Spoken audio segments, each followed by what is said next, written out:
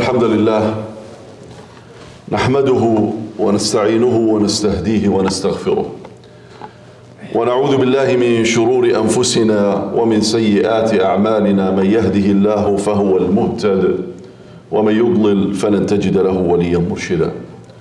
وأشهد أن لا إله إلا الله وحده لا شريك له، وأشهد أن محمدا عبده ورسوله وصفيه وخليله، بلغ الرسالة وأدى الأمانة ونصح للأمة فتركها على المحجة البيضاء ليلها كنهارها، ما زاغ عنها إلا هالك وما استمسك بها إلا مهتد، صلوات الله وسلامه عليه وعلى آله وصحبه أجمعين وبعد. Some time ago, I think by now it's years ago, I spoke about the conflict between right and wrong, good and evil. This conflict that existed with the creation of Adam, peace and blessings be upon him. It became eternal since that moment, when the Almighty commanded all of the angels to bow down to him. A command in which they all fulfilled, with one exception, and that exception was Iblis, out of arrogance, because he's better than him according to him. خَلَقْتَنِي مِن نَارٍ وَخَلَقْتَهُ مِن طِينٍ. You created me from fire and you created him from clay. And I concluded back then in that khutbah by saying that the choice between right and good, right and wrong, good and evil, is a personal choice that every one of us make on their own. So Iblis is not in a position to dictate to us what course we take in this life. When he made that wicked proclamation, he himself acknowledged the limitations of his influence. قال رب بما أغويتني لأزينن لهم في الأرض ولأغوينهم أجمعين إلا عبادك منهم المخلصين. He said, oh my Lord, because you have put me in the wrong. You know, he asked for a respite, right? He asked for an extension when Allah cursed him and expelled him from his mercy. He said, فَأَنظِرْنِي إِلَى يَوْمِ يُبْعَثُونَ. He asked for that respite, for that time. And when he was granted that extension, he made this wicked proclamation that as you put me in the wrong, addressing the Almighty, see the arrogance, a creature of the Almighty, of Allah, thinks that he can challenge the Almighty. And he said, as you put me in the wrong, I am going to put them in the wrong. And I will make wrong fair seeming to them. But he acknowledges his limitations, except your servants who are pure, who are sincere, who are righteous. And then the Almighty stipulates the criteria for us in this life. قال إن عبادي ليس لك عليهم سلطان إلا من اتبعك من الغاوين. Indeed, this way of my sincere servants, as Allah is responding to Iblis, or responded to Iblis, is the way that leads straight to me. For over my servants you shall have no authority except those who put themselves in the wrong and follow you. إلا من اتبعك من الغاوين. So now we know that yes, the conflict between right and wrong, good and evil is an eternal conflict. And we know also that this is a choice, that it is a choice that we make. A choice in relation to what side we want to be on. What side do we take? Two constructs that are very clear. Today I want to add a third construct for every one of us to understand what our role is. Is it enough to say that I am on the side of justice? Is it enough to say that I am on the side of righteousness? Is it enough to say that I am on the side that is defying Iblis? Is it enough to say that? Is it enough to be a good person but a passive person? Is it good enough? It is not. Because if we are being passive, in relation to where we stand to justice and injustice, if we are quote unquote neutral, then in fact we are being complicit. We are enabling oppression to dominate. Neutrality is complicity. Being objective is different from being neutral. Being objective means that you're taking the right side and in empowering and enabling the forces of justice as opposed to the forces of evil. How do we know this? Well, we know throughout the Quran, from the seerah of the Prophet, the biography of the Prophet, his life. And anyone who believes in a cause, had they not strive, had they not fight for what they believe in, struggle for it, it would have never became the idea or the phenomena that you know today as it is. So today I want to focus on a third construct that we find in the Quran, a mechanism to show where we stand in relation to justice and injustice, right and wrong. There is an ayah in the Quran called Ayatul Tadafu', the verse of repellent. Chapter 22, verse 40. Allah Azza wa Jal tells us in the Quran, وَلَوْلَا دَفْعُ اللَّهِ النَّاسَ بَعْضَهُمْ بِبَعْضٍ لهدمت صوامع وبيع وصلوات ومساجد يذكر فيها اسم الله كثيرا.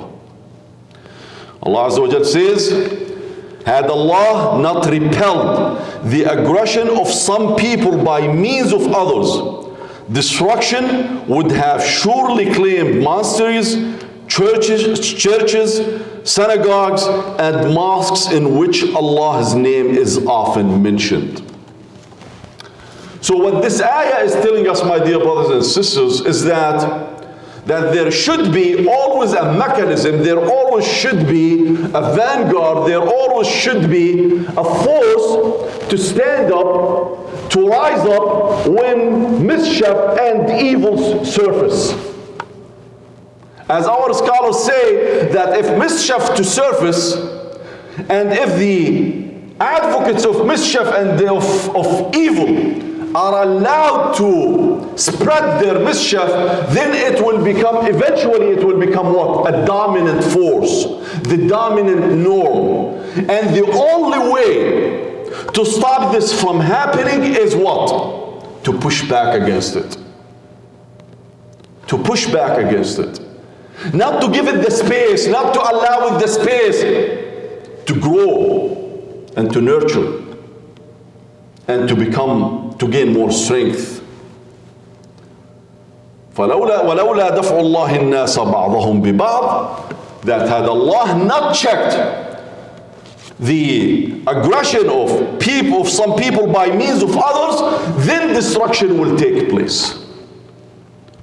Then evil will become dominant and will prevail. In the hadith, the Prophet sallallahu alaihi wasallam tells us, الدنيا حلوة خضراء أو حلوة خضراء وإن الله مستخلفكم فيها فناظر كيف تعملون. The Prophet tells us that life, this world, is sweet and is green. And Allah will make you generations, succeeding generations, or one generation succeeding another generation, in order to what? To try you. To try you based on what? Not your ibadah alone. Based on action. فَنَاظِرٌ كَيْفَ تَعْمَلُونَ. He will see, He will try you based on your action. So when we talk about istikhlaf, if we talk about succession, إِنِّي جَاعِلُكَ لِلنَّاسِ خَلِيفَةً, when we talk about this cosmic law, We need to remember that we are being enabled and established in this land in order to construct it, in order to inject justice, in order to inject order into it. And how do you do all of the above? It is by what? Even worshipping Allah, which is the ultimate goal of our creation. وَمَا خَلَقْتُ الْجِنَّ وَالْإِنسَ إِلَّا لِيَعْبُدُونَ. How do we achieve, how do we accomplish, how do we realize this notion of ibadah, of worship of the Almighty? By action, not by passiveness. Coming to the prayer, action, right? Giving zakah, action. Fasting Ramadan, action. Going to Hajj, action. Action, action, action. We will be judged based on our action.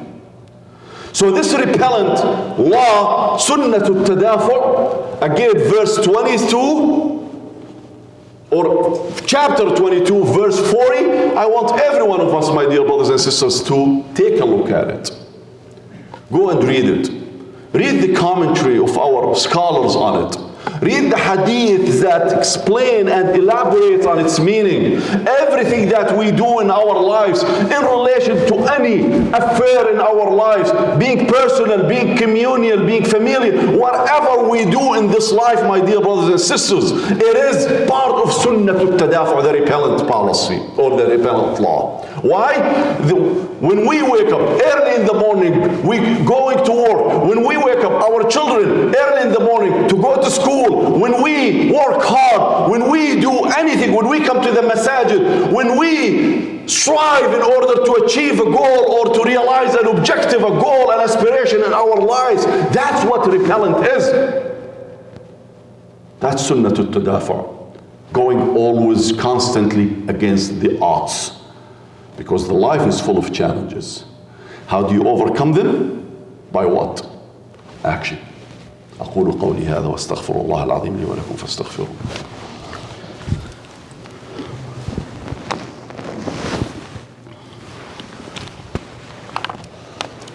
إن الله وملائكته يصلون على النبي يا أيها الذين آمنوا صلوا عليه وسلموا تسليما. اللهم صل على سيدنا محمد وعلى آل سيدنا محمد كما صليت على سيدنا إبراهيم وعلى آل سيدنا إبراهيم وبارك على سيدنا محمد وعلى آل سيدنا محمد كما باركت على سيدنا إبراهيم وعلى آل سيدنا إبراهيم في العالمين إنك حميد مجيد.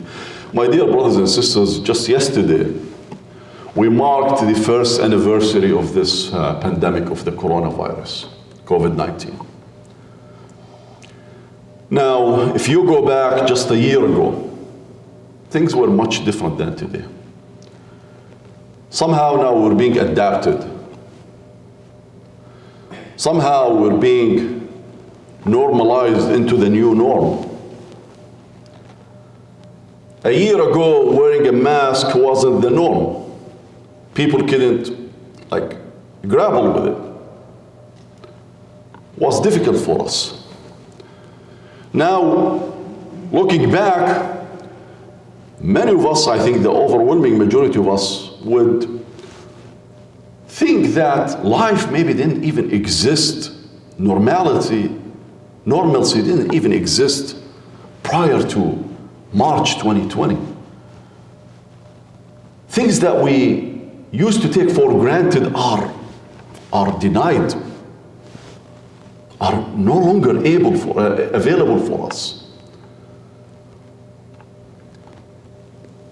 This country, which is the greatest country on the face of earth so far, with the vastest resources so far, with the best talents and experiences so far, failed utterly in dealing with this pandemic. It's not because we don't have the resources, it's not because we don't have the talent, it's not because we don't have the experience to deal with such a pandemic, it is because we had a failed leadership, right?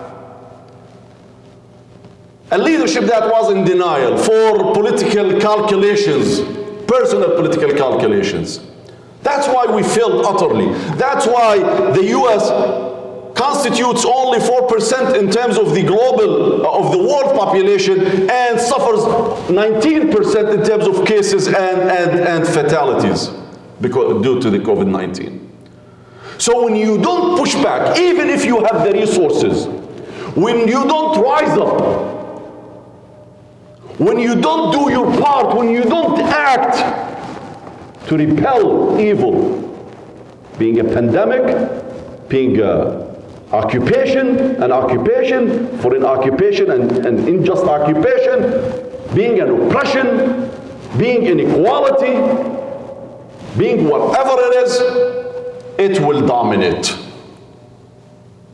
Now we're rising up. I'm not endorsing, of course, Joe Biden, and I'm not criticizing him either. But I'm just trying to give us an example how we rise up. Being Muslims or no Muslims, non-Muslims, it doesn't matter. I will conclude. We're approaching Ramadan. Brother Samir finish. We're approaching Ramadan. Inshallah Rabbil Alameen, we will be back in our masajid very soon. Inshallah, we will enjoy this Ramadan. Last year, we didn't have that chance. It is because of our resilience as human beings. It is because of a good leadership as institutions. Let us, inshallah, do our part. If you can take the vaccine, take it. Continue to, just because giving the khutbah and I have the screen in front of me, continue to wear the mask. Continue the social distancing until we get to that point where we can come together, inshallah. This is part of the repellent law, sunnah al-tadafur. So let's, inshallah, keep our faith in Allah and continue to do our part, our actions, so we can come back to our masajid in Ramadan. And part of what this masjid wants to do is, inshallah, to resume its iftar al-sa'im, the program to, inshallah, help those who are fasting to break their fast. It is $6.50 a day, $195 for the whole month, to help a fasting person to break his or her fast. So please, while you're leaving, remember to donate whatever you can, even if you can pay for one day, $6.50, or maybe you can pay $1, it doesn't matter, or you can pay the whole month, $195 for a fasting person to break his fast or her fast during the month, or if you can give more. Give, and Allah will give you back. Trust Allah. Trust Allah. And show Allah that we understood what the Prophet told us, that He is going to enable us and establish us in this land generations after generations. So He will judge us based on what? On our action. فَيَنْظُرُ كَيْفَ تَعْمَلُونَ. That's what it is. اللهم انصر الإسلام والمسلمين وأذل الظلمة والظالمين. اللهم من أراد بهذا الدين خيرا فوفقه إلى كل خير، ومن أراد به غير ذلك فخذه أخذ عزيز مقتدر. اللهم ارحمنا في الأرض وارحمنا في السماء وارحمنا يوم العرض عليك. اللهم ارفع هذا البلاء عنا واشف مرضانا واقض حوائجنا وفرج همومنا وكروبنا وأصلح حالنا وانصر من يقفون لإعلاء كلمة الحق وإعلاء كلمة العدل يا أرحم الراحمين. I saw our brother Sam Rasool when I was walking in. He's running for the Lieutenant Governor of Virginia. He is currently a state representative, a state delegate. I'm not sure if he has something to say after we finish. I'm not sure. I didn't communicate with anyone. But please stop by his table outside. Let us, inshallah, do our part to make sure that he wins in the elections in a few months from now, and we give him the support that he needs. Sam Rasool is, inshallah, is a good person, deserves our support, inshallah.